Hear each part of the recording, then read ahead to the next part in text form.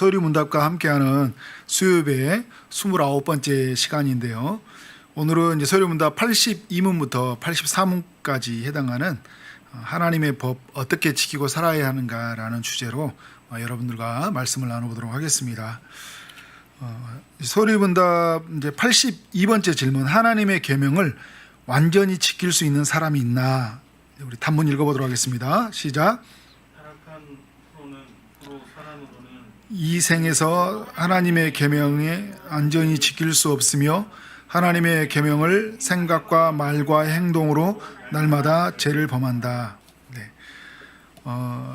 우리 이제 지난 10주 동안 십계명에 대해서 살펴보았는데요.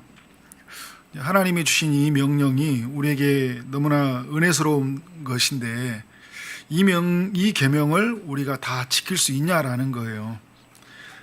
이웃의 것을 탐내지 말고, 또 거짓 증언하지 말고, 도둑질하지 말고, 간음하지 말고, 살인하지 말라, 또 부모를 공경하라, 안식일을 지켜라, 망령되이 말을 하지 말고, 하나님의 형상을 하나님을 만들지도 말고, 이제 절하지도 말고 섬기지도 말라는 어떤 하나님의 다른 형상을 만들어서 하나님 아닌 다른 신을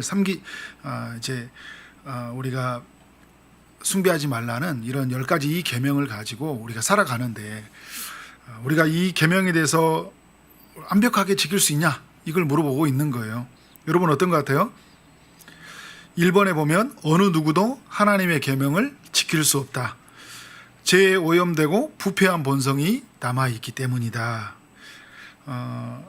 이제 여러분 성경에 이렇게 보면 마태복음 5장 48절에 보면 너희도 아버지같이 온전하라 이야기를 하거든요. 하나님처럼 온전하라. 그러니까 하나님의 그런 원하시는 삶의 모든 기준을 맞춰서 우리가 온전하게 살아가라는 건데, 온전하게 살아가지든가요, 못되지든가요? 힘들죠. 열왕기상 8장 46절에 보면 오늘 읽었던 말씀이죠. 범죄하지 아니한 사람이 없다. 그리고 전도서 7장 20절도 보면요, 선을 행하고 전혀 죄를 범하지 않은 사람이 이 세상에는 없다. 그리고 창세기 8장 21절은 사람이 계획하는 바가요, 어려서부터 악하대요. 인간은 태어나면서부터 아담 안에 태어나기 때문에 태어나면서부터 악해요. 또 어려서부터 인간은 악하다. 그리고 1장 8절을 보면 만일 우리가 죄가 없다고 말하면 스스로 속이는 것이고 진리가 우리 속에 있지 아니하이다. 그러니까 나 죄 없는 사람입니다 라고, 나는 깨끗해요 이렇게 말하는 것들, 이러는 사람은 어떤 사람이란 거예요? 스스로 속이는 사람이다. 진리가 없는 사람이다. 왜냐하면 하나님 말씀이 들어와서 말씀에 반하는 모습이 보이는데 내가 잘 지키고 있다고 그런다면 그 사람은 진리를 속이는 사람이 되는 거잖아요. 그러니까 이게 뭘 말하고 있냐면 우리 모두가 다 죄를 짓고 살아간다. 왜냐하면 우리가 죄에 부패되고 또 오염된 이 본성, 아담 안에 태어난 이 본성을 가지고 있기 때문에 죄를 지을 수밖에 없는 그런 연약함이 있다는 거예요. 그래서 이번에 보면 우리는 하나님의 뜻을 따라 살기에는 연약함이 있다. 그래서 생각과 말과 행동으로 많은 죄를 짓고 살아간다. 야고보서 우리가 3장 2절에 보면요, 우리가 말에 실수가 이제 있다고 그래요. 3장 2절이에요. 야고보서 4장 20절이 아니라 말에 실수가 없는 자가 없어요. 그리고 야고보서 3장 8절을 보면 혀를 길들일 사람이 없다. 제가 이번에 이제 새벽기도 때 이제 로마서 3장에 대해서 나누는데 모든 사람이 다 죄를 범했다고 했어요. 근데 그들이 내가 어떻게 죄를 범했습니까? 할 때 사도 바울이 증거로 말해주고 있죠. 그들의 그 열린 무덤에서 나오는 목구멍이다. 그러니까 온갖 썩은 시체에서 나오는 더러운 게 어디로 나와 있어? 마음에서 그 입으로 다 나오고 있다는 거잖아요. 그러니까 우리의 혀로 범죄하고 있었고요. 또 우리는 발로 이제 우리가 가는 곳은 다 하나님 뜻을 벗어나는 길을 가고 있는 인간의 모습들, 또 우리가 하나님을 바라보지 못하는, 하나님을 두려워하지 못하는 눈을 가졌다 하면서 우리의 눈, 우리의 발, 우리의 이 말이 지금 우리 삶을 돌아봐도 여러분 어때요? 죄를 짓고 있잖아요. 오늘 하루를 한번 여러분 봐보세요. 우리가 얼마나 말로 죄를 많이 범했어요. 그리고 우리가 정말 하나님이 원하시는 길을 따라 우리가 가나요? 그죠? 불순종의 길로, 우리가 유익한 길로 얼마나 간지 몰라요. 또 우리는 정말 하나님을 바라보지 못하는 삶이 너무나 많이 있는 모습들을 보게 됩니다. 이런 질문이 생겨요. 그러면 하나님의 계명을 지킬 수 없는데 왜 하나님은 우리에게 이 계명을 주셨냐라는 거예요. 이제 하이델베르그 이제 요리문답에서 이제 이에 대해서 이렇게 우리에게 질문과 답을 해주면서 우리에게 알려주고 있는데요. 그러니까 우리가 소요리문답, 하이델베르그 이렇게 요리문답 이런 거에 우리 신앙이 굉장히 이렇게 유의감을 줘요. 115번째 질문을 보면 뭐냐면 이 세상에는 아무도 십계명을 완전히 지킬 수 없는데 하나님께서는 왜 그렇게 엄격한 십계명을 설교하게 하는가 할 때 답문은 뭐라냐면 평생토록 우리의 제약된 본성을 더욱더 알게 되고 그리하여 그리스도 안에서 사죄와 의로움을 더욱더 간절히 추구하도록 하기 위함이다. 제가 뭐라고 표현했냐면요. 이거는 그 하이델베르그에서 나오는 게 아니라 제가 이제 가로로 써놓은 게 이제 거울과 같은 이제 기능이라고 있는데 율법이 가지고 있는 기능이죠. 그러니까 이 율법이 우리를 뭘로 알게 되냐면 이 율법을 보면서 우리가 죄인지를 알게 되는 거잖아요. 내일 또 참 연결된 게 참 감사한 게 뭐냐면 내일 새벽에 이렇게 내일 새벽에 말씀이 또 연결이 되어 있어요. 모레군요. 이제 연결이 되어 있는데 보면서 우리가 여러분 이 부분을 더 많이 이제 배우게 될 거예요. 그러니까 하나님 말씀을 보면서 나는 어떤 생각을 갖게 된 거예요? 나는 정말 하나님 말씀에 벗어나 있는 사람이구나. 나는 너무 큰 죄인이라는 것을 알게 되는 거예요. 그래서 말씀에 벗어나는 모습들을 보면서 하나님께 사죄의 은총을 구하게 되는 거잖아요. 그래서 하나님의 의로움을 덧입기 위해서 간절히 주님을 찾고 구하게 되는 거잖아요. 하나님 저는 말씀을 따라 살 수밖에 떠나서 살 수밖에 없는 연약한 인간입니다. 나는 죄인 중에 괴수입니다라는 것을 사도 바울이 뭐라냐면 율법의 말씀을 계속 자기 자신을 비춰보니까 뭐라고 하는 거예요? 오라 나는 공고한 사람이라다. 누가 이 사망에서 나를 구원하랴 이렇게 외치잖아요. 그러니까 하나님의 말씀을 보면서 그 주님의 그 사죄와 그 의로움을 구할 수밖에 없는 거잖아요. 두 번째 단문은 뭐라냐면 이 세상의 삶을 마치고 목적지로 해서 그 목적지에 안전히 이를 때까지 하나님의 형상으로 더욱더 변화되기를 끊임없이 노력하고 하나님께 성령의 은혜를 구하기 위함이다. 그러니까 하나님 말씀을 주심으로 말미암아 우리가 어디로 가야 되는지를 알게 되잖아요. 목적지를 보여주시잖아요. 그러니까 그리고 하나님 말씀을 통해서 우리는 누구를 닮아가게 돼요? 예수 그리스도. 그러니까 십계명을 보면서 완전하게 지키신 분이 누구예요? 예수 그리스도잖아요. 예수 그리스도를 더욱 바라보게 된 거예요. 그래서 예수님의 성품을 잊기를 갈망하잖아요. 그죠? 그래서 오늘 찬양에 예수님의 성품이 나의 인격이 되기를 바라는 마음으로 끊임없이 이제 그런데 내 힘으로 할 수 없으니까 누구를 구하는 거예요? 성령을 구하는 거잖아요. 그래서 여러분 성령님 오셨다니까요. 그래서 이번 주 주일날은 제가 성령이 오셔서 우리로의 삶에 변화되는 그 10가지 이야기를 하려고 해요. 그러니까 이거를 붙잡고 살아가면 우리의 삶 안에서 엄청난 우리의 그 은혜로움이 있고 살아갈 힘이 있다. 그러니까 성령이 오셔서 우리로 하여금 하나님의 말씀을 깨닫게 하고요.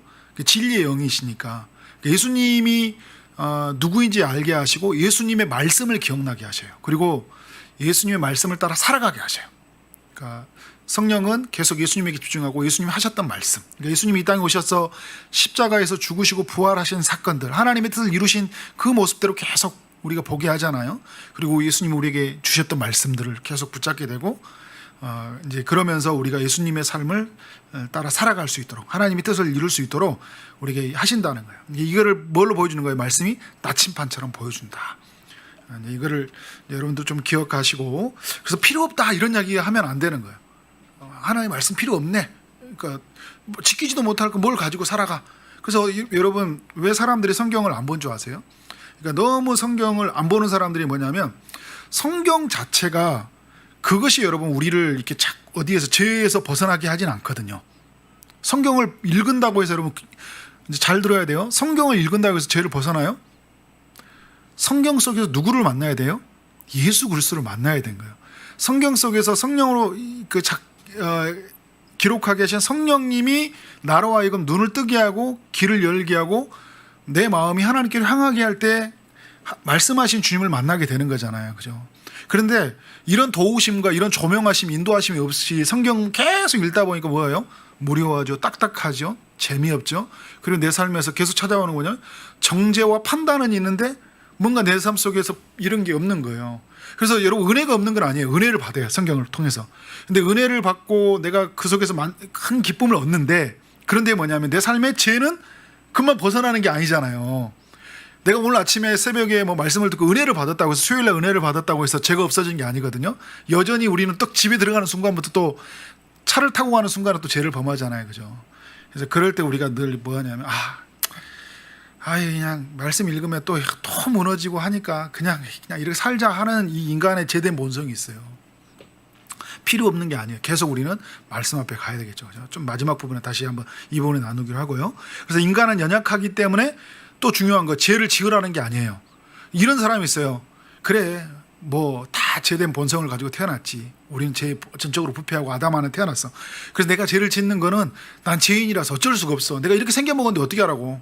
이러면서 어떻게 해요? 죄를 짓는 거는, 그거는 내 안에 계시는 성령으로 말미암아 거듭난 내 안에 성령을 근심시키는 일이고요.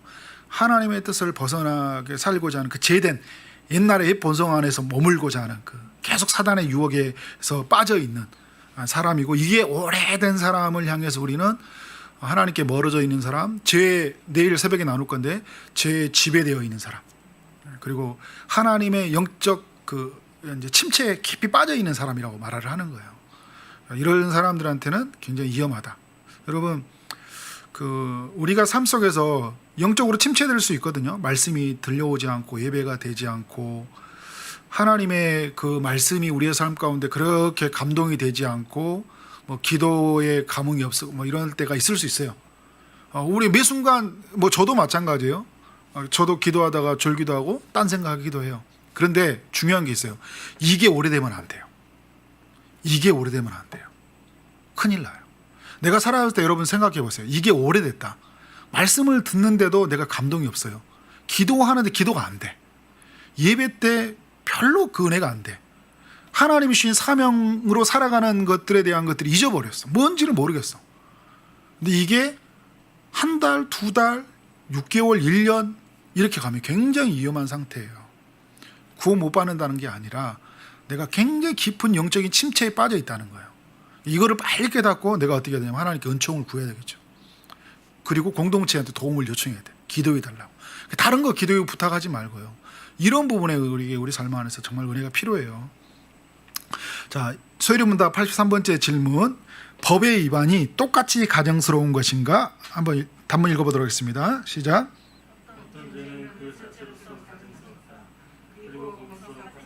악으로 말미암아 하나님 앞에서 다른 죄보다 더 가증스럽다. 자, 하나님 보시기에 모든 죄는 다 흉악해요. 그 죄 자체로. 하나님 죄를 미워하시고 죄를 싫어하시기 때문에. 그런데 여러분, 어떤 죄는 이 다른 죄보다 더 악하고 가증스러운 것들이 있다는 거예요. 자, 요한복음 19장 11절에 보면 예수님이 자신을 빌라도에게 넘겨준 것에 대해서 더 큰 죄를 저질렀다고 그래요. 그러니까 넘겨준 자가 더 죄가 크다라는 표현을 쓰고 있어요. 마태복음 11장 24절에 보면 주님이 심판하는 날에 소돔 땅에서 내렸던 심판보다 더 크다. 그러니까 이제 사람들의 죄가 어떻게 된가, 더 큰 죄가 있다는 거잖아요. 그죠? 소돔 땅에 있는데 순리를 영리로 바꿔버리는 사람들, 창조의 질서, 말씀의 원리를 다 깨트려버리고 살았던 사람들, 정말 하나님의 천사도 능력을 범할 이 육체의 욕망으로 그들의 죄를 범하려고 했던 이런 사람들인데, 마지막 때에는 어떻게 한다는 거예요? 그보다 더 큰 죄를 짓고 살아간다는 거예요. 저는 이제 막 지금 이렇게 인류의 과학이 발전해가면서 이성이 발전해 가면서요, 인간이 얼마나 큰 죄를 저지를지 모르겠어요. 생명을 가지고 어떻게 이제 장난을 칠지 모르잖아요, 그죠? 하나 더 큰 죄를 저지르고 살아갈 것이다. 단순히 뭐 이거 동성의 지금 우리 인간이 죄는인데, 이제 이 욕망의 죄가 이 인간이 이 지성을 가지고 이제 인공지능과 이런 모든 일이 이루어졌을 때 어떤 죄를 짓고 살아갈지. 뭐 그러니까 여러분 뭐 이제 인공지능으로 만들어서 어떤 성의 상대를 만들어가고 이런 일도 지금 이루어지고 있잖아요. 하나의 어떤 인격체를 만들어가기 위해서 사람은 아니지만 다양한 시도를 하고 있고 다양한 형태로 이제 만들어가는 이런 시대를 살고 있어요.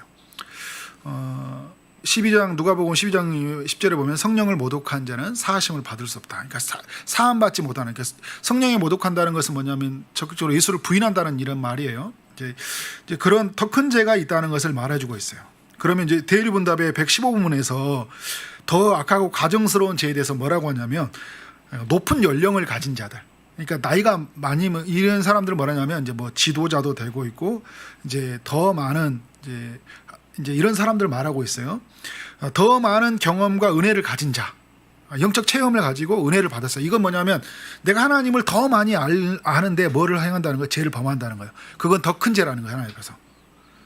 그리고 지도자들, 그리고 다른 사람이 따를 만한 모범이 되는 사람이 죄를 범했을 때. 그래서 여러분 얼마 전 우리 이제 레위기의 말씀에 보면 레위기의 지도자들이 죄를 범했을 때 막 송아지를 막 번제를 제사를 드리게 하잖아요. 왜? 지도자가 지은 죄가 굉장히 크거든요. 더 그래서 이제 지금 이 시대에도 더 큰 죄가 있다. 이제 대류분답을 만들면서 많은 신학자들이 이런 부분을 정리한 거죠. 그리고 하나님과 그의 속성과 그를 예비하는 일에 대항하는 것. 그러니까 하나님의 속성, 전능하심, 그런 하나님의 전지하심, 그 사랑하심, 그런 모든 것들을 어떤 거요? 인정하지 않고 그를 예배하는 일에 대항해요. 하나님을 예배하지 못하도록 대항하는 것들, 그리스도와 그 은혜에 대해서 대항하는 것들. 그러니까 그리스도가 이루셨던 그것들에 대해서 속죄가 이루어졌던 것들을 대항하고 그 복음이 주는 그 유익함들을 대항하면서 뭐예요? 율법으로도 구원을 이룰 수 있다라는 막 이상한 말을 한다든지, 그래서 그리스도로 말미암아 구원을 아니다는 다른 이상한 말을 전한다든지, 그런 사람들, 성령의 증거와 역사에 대항하고 사람들에 대해 하나님의 세운 사람들, 연약한 성도들을 전체나 개인의 심령을 대적하는 것들, 그리고 모든 사람 혹은 모든 사람의 유익을 해치는 경우, 이런 경우들을 더 큰 죄다. 율법에 명시된 것을 범한 죄, 많은 계명을 범한 죄, 이런 게 있어요. 여러분, 사람이 죄를 범하면요, 제가 좀 자주 쓰는 표현이잖아요. 한번 이렇게 가랑비 옷을 젖으면요, 그냥 마구잡이로 내 자신을 이렇게 죄에 대해서 뭔가 이렇게 내어버리는 경우가 있어요. 죄에 내어버린다. 그러니까 로마서에서 보면 그러니까 죄에 대해서 내어버린 자, 그러니까 내어준 자로 말하거든요. 그러니까 뭐냐면 한번 내가 죄를 범했으니까 이런 거잖아요. 내가 한번 이렇게, 저도 먹는 거에서 그런 죄를 많이 범하는데, 다이어트를 막 하려고 하다가 한번 먹었어요. 아이씨, 오늘 실컷 먹어버려, 이런 게 있잖아요. 이게 죄의 모습에도 여지없이 나타나요. 내가 이렇게 죄를 범했는데, 아이 그래, 회개하지 마. 다음에 회개하고 다시 일어서는 거예요. 그러면 되지 마. 이런 거 있잖아. 오늘 마음껏 죄를 범하자. 그래, 오늘 뭐 술 한잔 먹어. 마음껏 먹고 그냥 마음껏 놀자. 그냥 무너지지 뭐. 이렇게 가버리는 거예요. 갈 때까지 가야지 하는 것은 하나님을 모독하는 것이고요. 또 하나님께 적극적으로 대항하는 거예요. 왜냐하면 하나님의 성령이 끊임없이 우리로 하여금 죄에 대해서 탄식하고 계속 하나님의 뜻을 붙잡게 나아가는데 우리가 그것을 거슬려서는 안 된다는 거죠. 그러니까 그리고 은혜의 방편을 따라 살지 않는 거, 말씀, 기도 이런 것들을 따라 살지 않는 거, 그리고 성령을 구하지 않고 살아가는 거, 그리고 성찬에 대해서 함부로 하는 거. 제가 이제 예전에 교회 그 처음 사역지에서 우리 어떤 지체가 이렇게 성찬이 끝나잖아요. 끝나서 그 뒤에 들어가 가지고 성찬에 남아 있는 술을 다 마시더라고요. 그래서 제가 엄청 화를 냈어요. 지금 뭐 하냐고. 그러니까 이 친구는 그냥 뭔지 몰라요. 그냥 누구도 근데 그걸 말해주지 않더라고요. 여러분, 은혜의 방편으로 주시는 말씀, 기도, 성찬으로 주고 있는 도구를 내 육체의 유익을 위해서 둔다. 굉장히 위험한 행동이에요. 막 그거 자체가 엄청난 거룩한 이런 차원이 아니라 뭐예요? 성찬을 통해서 하나님께서 그리스도의 살과 피로 우리 가운데 이 은혜를 주시려고 하는 이 시간에 지금 뭐 하고 있어요? 세상에 것을 욕망으로 채우고 있는 그런 것들을 바꿔버리는 것들, 또 국류를 베풀지 않는 것들, 뭐 이런 것들, 또 네 번째 보면 주일이나 다른 예배 시에 지는 죄, 그리고 공적인 곳에서 죄를 짓는 죄, 이제 이런 부분에서 더 큰 죄라 이제 이야기하고 있어요. 이제 소리문답 84번째 질문, 모든 죄가 그러면 치료해야 될까가 무엇인가? 단문 읽어보도록 하겠습니다. 시작.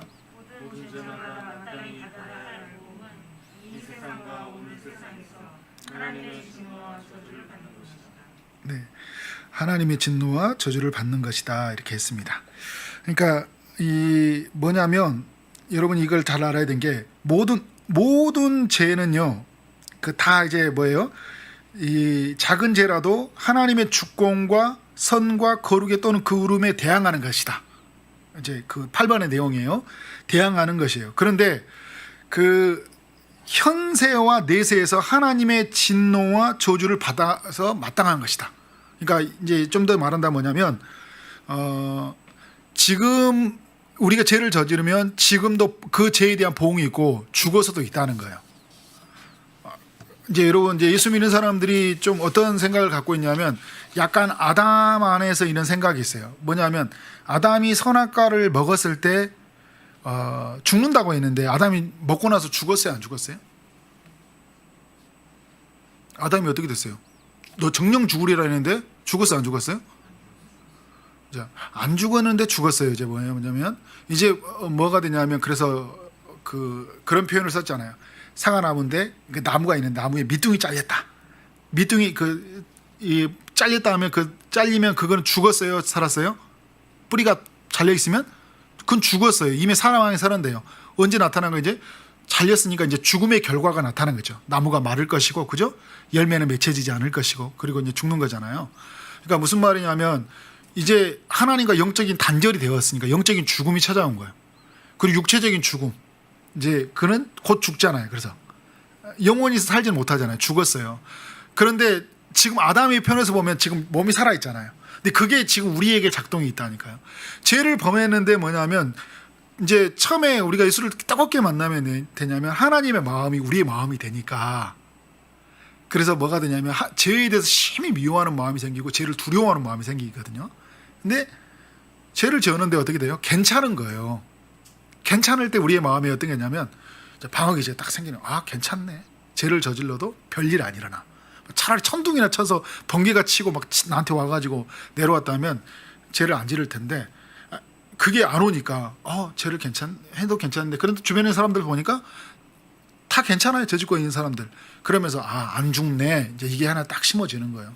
그래서 어떻게 생각하냐면 이 하나님의 그 보응, 하나님의 죄에 대해서 심판하신다는 것들에 대해서 내가 이제 마음에 편안한 마음을 갖게 되는 거예요. 근데 오늘 말씀에 보면 뭐라냐면 하나님께서 그 죄에 대해서 반드시 형벌을 하시겠다 이야기를 하고 있어요. 자, 여러분 이제 그러면 어떤 일이 있었냐 하면 이스라엘 백성들을 한번 보자고요.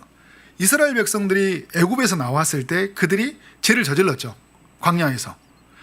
홍해 바다 앞에서도 죄를 저질렀으니까 죄를 저지르면서 했던 원망하는 말로 죄를 저질렀어요. 그죠? 지도자에게 모세에게 대항하듯이 이제 죄를 저질렀고, 물이 없다 하고 양식이 없다 하고 이제 그러면서 죄를 저질렀잖아요. 그런데 이제 그들에게 죄를 저질렀을 때 이제 하나님이 치유하시고 이제 해 나가시다가 이제 언약을 맺었어요. 언약을 맺고 나왔을 때 그들이 언약을 맺고 나왔을 때 죄를 저질렀을 때 하나님이 어떻게 하시냐면 그들을 혼내요, 혼 안 내요? 혼내요. 자, 대표적인 사건이 뭐예요? 가네스 바네아에서 그들이 원망하고 불신하는 말하니까 너희 40년 동안 광야에 있게 하시잖아요. 그리고 무리바에서 모세가 반석을 2번 쳤을 때 어떻게 하고 있어요? 너 애굽 가나안 땅에 못 들어간다. 하나님이 형벌을 하시잖아요. 지옥의 형벌 이런 차원이 아니에요. 그러니까 이 세상에서 믿음으로 바라보지 못하는 것들에 대해서 하나님이 벌을 주시는 거잖아요. 징계하시는 거잖아요. 그래서 히브리서 말하냐면 징계가 없는 것은 사생자라고 하잖아요. 하나님의 자녀니까 징계를 하셔요. 그리고 이제 그들이 모압 평지에서 죄를 범했을 때 그들이 하나님이 벌을 내리시고, 그리고 그들이 좀 올라가 보면 언약을 맺는 현장에서 있을 때 그 우상 숭배를 하고 있을 때도 하나님 벌을 하시잖아요. 그러니까 이 아간에서도 보여줬고 성경의 역사에서도 아나니아 삽비라를 통해서 보여줬던 게 뭐냐면 하나님은 죄에 대해서 이 하나님이 벌하신다는 것을 우리에게 보여주고 있어요. 이 생에서. 그리고 영원한 생에서 벌이 있다는 것을 뭘 보고 있어요? 거지와 이 나사로와 이 부자와 이제 거지와 이 이야기 갑자기 생각이 안 나죠. 그 이야기를 통해서 죽음 이후에 영원한 형벌이 있구라는 것을 보여주고, 또 요한계시록을 통해서 또 예수님이 마가복음과 복음서에서 말해줬던 죽음의 영원한 형벌에 대해서 이야기하시잖아요. 그죠? 죽음 위에 형벌이 있고, 그러나 이 세상에 살아가는 데 동안에서도 그 형벌이 있는데 믿는 사람들 안에서도 이것이 형벌이 있다. 이걸 알려주고 있는 거예요. 그러니까 우리를 통해서 어떻게 해요? 우리를 위해서 철저하게 죄에 직면하고 우리를 고치시기 위해서 죄에 대해서 벌을 하시는 거잖아요. 형벌을 통해서 우리는 뭘 갖게 되는 거예요? 이제 그게 반면교사가 되어서 내가 다시는 죄를 저지르지 않아야 되겠다 이런 생각이 되고, 또 죽었을 때 이후에 이 형벌을 바라보면서 어떻게 된 거예요? 이 우리 안에 이 두려움들이 갖는 거잖아요. 그러면 여러분 이제 이런 생각이, 예수 믿고 나면 구원받는 거 아니야 이렇게 이야기하잖아요. 그래서 우리가 예수 믿었 이제 그러면 우리에게 이는 죽음 이후에 이 형벌을 예수 그리스도가 오셔서 모든 형벌을 그리스도가 받으셨잖아요. 그렇기 때문에 우리가 죽으면, 예수 믿고 나서 죽으면 우리가 지옥에서 우리가 말하는 그 고통은 예수 그리스도가 받으신 형벌에 의해서 우리는 받지는 않아요. 그런데 이제 고린도후서에서 이야기할 때 부끄러운 구원은 있을 것이다. 부끄러운 구원에 대해서 이야기하는 거죠. 여러분 이런 거예요. 오늘 막 실컷 술 마시고 막 놀고 막 마음껏 살아가고 있는데 그때 주님이 오셨어요. 그죠? 영광스럽겠어요? 부끄럽겠어요? 영광스러운데 부끄러운 것이죠. 그죠? 그래서 그 주님이 그 마지막 때에 우리가 늘 깨어 있으라는 말이 그런 의미에서 가지고 있는 것이잖아요. 그러니까 그러나 우리가 여러분 이 살아가는 동안에 그래도 죄에 대해서 이 땅에 살아가는 거 또 죽음을 맞이하기 위해서 영광스럽게 맞이하기 위해서 우리는 늘 죄의 편에 서는 게 아니라 하나님 말씀의 편에서 늘 깨어 살아가야 된다. 우리에게 이제 주는 이제 교훈이라고 할 수 있어요. 그리고 이제 그래서 형벌은 우리로 하여금 죄를 부분적으로 멈추게 하는 힘이 있다. 형벌을 통해서 어떻게 해요? 부분적이라는 표현을 제가 썼던 건 뭐냐면 이게 완전히 멈춰지지 않아요. 형벌을 통해서 보여준다 해서 어떻게 해요? 좀 지나면 우리가 몸에 좀 아프면 또 괜찮아지면 또 죄를 짓듯이, 그러니까 이상한 행동을 하듯이 죄도 그래요. 그러니까 부분적으로는 우리에게 멈춰주는 힘이 있어요. 그래서 하나님이 우리를 죄로부터 멈춰주기 위해서 형벌을 주셔. 무슨 말이냐면 죄를 짓게 되면 탄론하게 하셔요. 그래서 우리 이제 막 그 목회자도 그렇고 교회가 그렇고 어떤 성도들의 죄가 있으면 막 엄청나게 수치스럽게 탄론을 내잖아요. 왜? 한편에서는 하나님이 모욕당하는 것이지만 그 사람을 형벌을 통해서 뭘 하려고 하는 거예요? 죄를 멈추게 하려고 하는 거예요. 그리고 그 영광의 날 부끄러운 구원으로 맞이하지 않게 하기 위해서 그리스도가 다 이루신 그 형벌의 그 모든 고통으로 다 이루신 하나님의 구원을 우리가 부끄럽게 맞이하지 않도록 하기 위해서 하나님께서 이제 이 부분을 하신 것이죠. 자, 마지막에 이제 적용의 부분들을 이제 들어가면 우리의 삶 안에서 이제 우리에게 뭐가 필요한 겁니까? 이제 성령의 이제 충만을 받으라. 왜냐하면 죄가 틈타지 않게 해서 죄로부터 승리하기 위해서는 뭐가 필요한 거예요? 성령이 우리로 하여금 우리가 필요하다. 그러니까 우리는 제가 처음에 이야기했던 것처럼 죄된 본성을 가지고 있기 때문에요. 그 연약함이 있기 때문에 우리가 말씀을 늘 읽고 묵상한다고 해도 죄를 저질러요. 우리가 예배를 드려도 죄를 저질러요. 우리 지난주에 제가 말했잖아요. 예배를 드리는 중에, 말씀을 듣는 중에, 기도하는 중에 죄를 짓는다니까요. 막 정죄하고 판단하고 죄를 짓게 되잖아요. 그래서 우리에게 늘 뭐가 필요하냐면, 그래서 성령이 필요한 거예요. 그래서 성령이 오신 거예요. 성령이 도우시도록.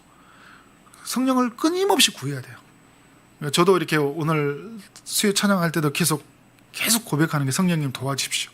제 생각을 지배해 주시고 저로의 입술이 하나님을 온전히 찬양하도록.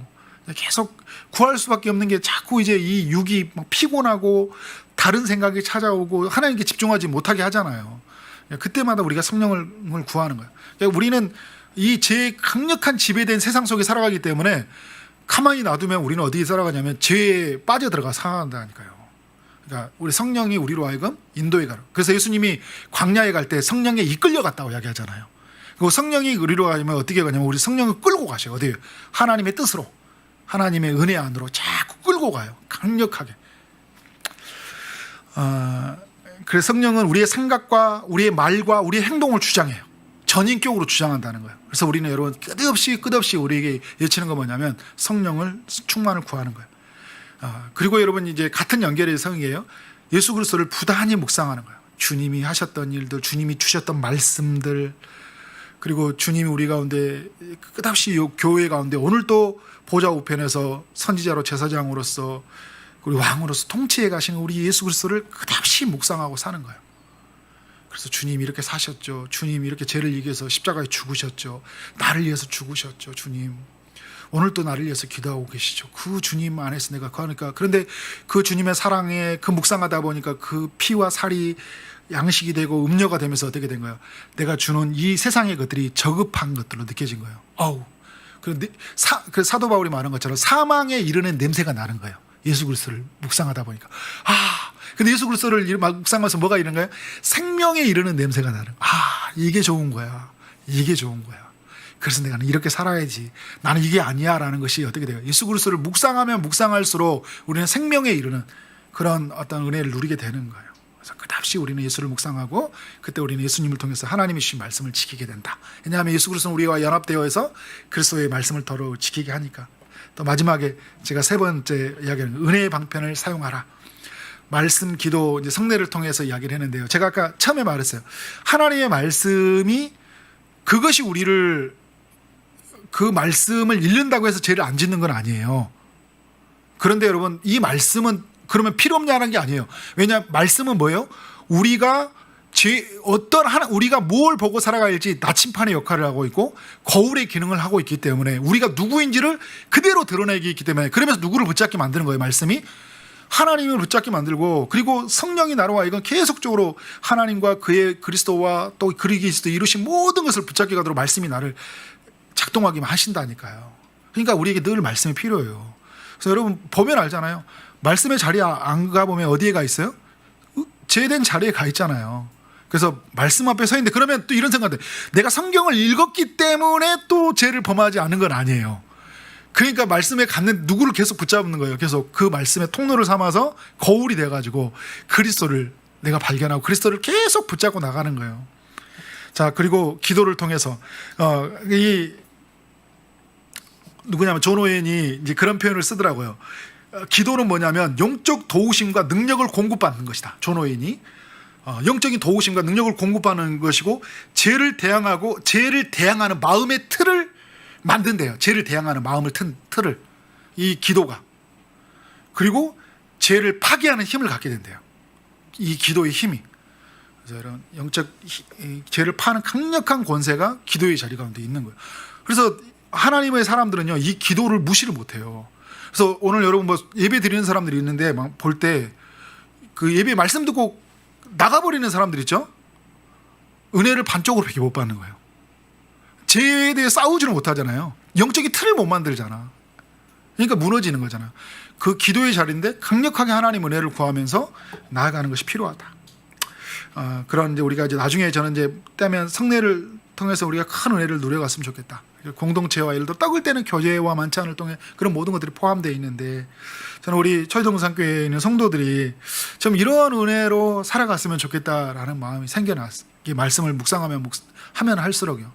그러니까 하나님의 법을 우리가 어떻게 지킬 수 있냐 할 때 인간적인 방법으로는 늘 앞에서 무너지지만 내 안에 계신 그 성령, 그 그리스도이신 그 그리스도, 그 모든 것을 만나게 하시는 그 은혜의 방편들을 통해서 하나님의 법이 내 안에서 이렇게 이루어지는구나, 내 안에서 이렇게 살아가게 해주는구나 하는 것들을 성령 안에서 경험하면서 그래서 세상이 줄 수 없는 그런 기쁨과 그런 감사가 우리 모든 성도들에게 넘쳐나기를 주의 이름으로 축원합니다. 아멘.